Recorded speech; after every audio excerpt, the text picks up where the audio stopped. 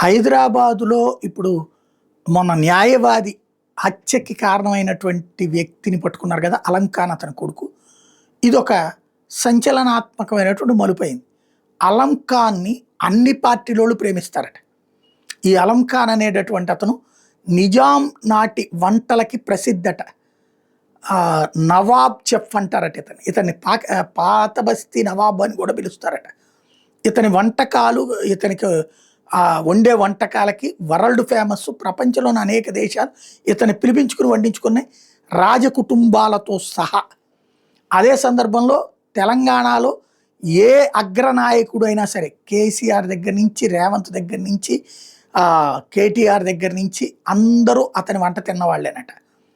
అట్లాంటి వ్యక్తి ఇప్పుడు ఈ హత్య కేసులో ప్రధాన నిందితుడిగా అరెస్ట్ అవ్వడం, 25 లక్షల రూపాయలు సుపారీ ఇచ్చి మరి న్యాయవాదిని చంపించాడు అంటే, లేదు లేదు నేను చంపాలనుకోలేదు, అతను 5 లక్షల వ్యవహారంలో ప్రతి నెల మమ్మల్ని ఇబ్బంది పెడుతున్నాడు కాబట్టి అతనికి బుద్ధి చెప్పాలని చెప్పేసి కాళ్ళు చేతులు ఎరగొట్టమన్నాం అంతే తప్పించి చంపమని మేము అనలేదు అంటూ చెప్పుకొచ్చారు.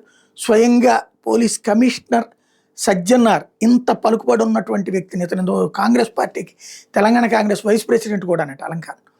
అట్లాంటి వ్యక్తిని అరెస్ట్ చేయడం అంటే ఆషామాషి కాదు, చాలా పర్ఫెక్ట్గా చేసినట్టు.